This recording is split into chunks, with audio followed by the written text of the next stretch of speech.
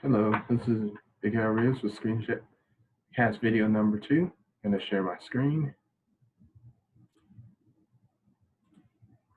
So, what is a direction field?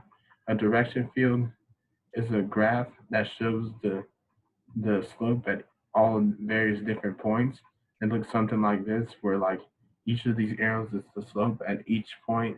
So, for example, at -3, comma -3, the slope is like pointed down, and since it's a negative slope, and you basically do it for all as many points as you want to fit in the graph. You put an arrow for each point, which shows the slope at each point. And this will show us like the solutions as you go through certain points. You can tell the solution because these are like tangent to the solution, and then you'll just follow the arrows and it'll guide you to what the solutions of a differential equation without having to solve it algebraically. So the critical points are, and here's the equation, y prime equals y times y minus 1 times y minus b. The critical solutions, this is where you put y prime equals 0, and then I got for one point is y equals 0, and then the other point is y equals 1, and then last point is y equals 3. They show, like, if you were converted the y's into x's, it'll show you where it crosses like the horizontal axis. And then how you draw a direction field is basically you have to put all these x values, and which are like, will determine like the columns in the direction field. So I did x equals -3 all the way to x equals to +3. And then at each of these points, you draw a table, and then obviously it's going to be -3 throughout the whole table for the x value. Then the y value goes from -3 to +3 in increments of 1. So -3, -2, -1, 0, 1, 2, 3. And then at each of these points, you find the slope. And in order to do that, you take this y value, plug it into this equation, and it'll give you the slope. So when you plug -3 in here, that gives you -72. -2 in this equation, -30.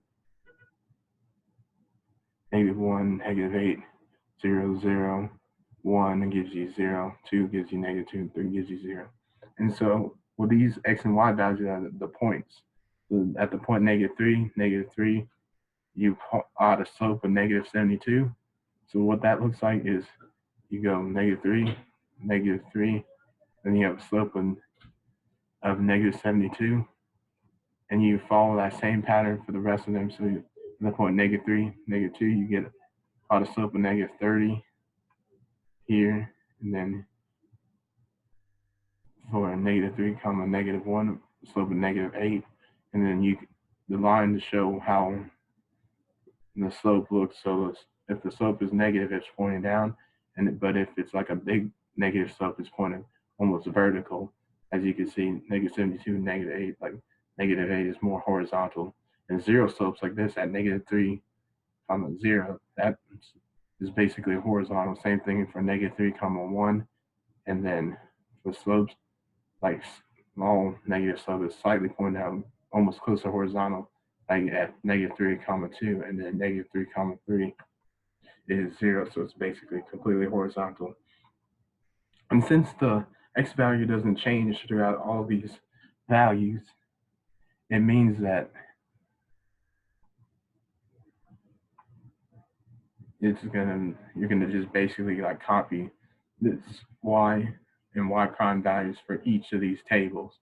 So what that'll look like on the graph is basically you're gonna draw the same line here as here. So each column looks exactly the same as the other columns, and then you just basically copy this one, -72 here, put -72 here, you put -30 here, put -30 there, -8 here, -8 there, and same thing goes all the way through each column. You just repeat what you got here on the first column all throughout from -3 to +3. And then I'm going to graph the equation using computer software. So I use decimals for this, and then for f of y, I put an f of x instead, and then for the y's, I put x's there so not to confuse the computer. And then what this is like a cubical function.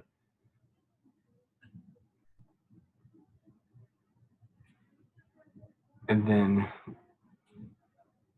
I'm going to discuss the stability of these solutions. So at the point 0, 0, I put a black to the right. It has a negative derivative since it's below the x-axis, the horizontal axis, and a positive derivative to the right because it's above the horizontal axis. So for negative derivatives, I put a black arrow facing the left, and then for positive derivatives, I put a red arrow facing the right. And then the same thing for this point, what I did, since it's above the horizontal axis, positive derivative to the left, and then negative derivative to the right.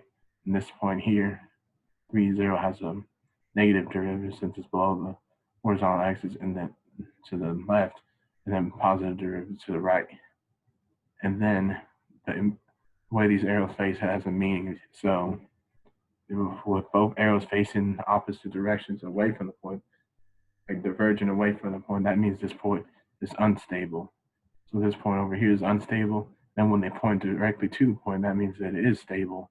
And this one is also unstable too, since they have both arrows facing opposite direction for the point 0, 0 and 3, 0.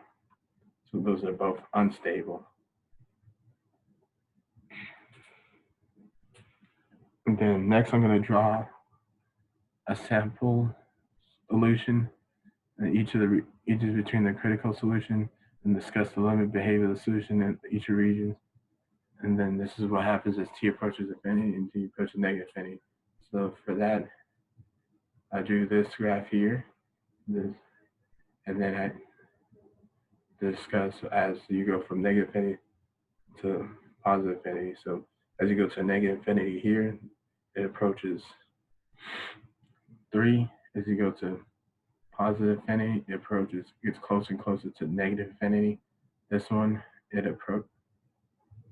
goes, as you go to negative infinity, that it goes up to positive infinity, and then t approaches positive infinity, it goes to 1.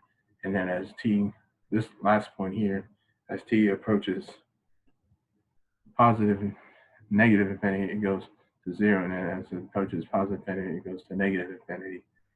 And then I'm going to show you what it looks like on GeoAlgebra. And then, so basically, you can tell the slopes are more accurate. So like this negative 72 slope is pointing more down. And so the slopes are more accurate, but you can see that the columns look exactly the same, just like my graph. Thank you for your time.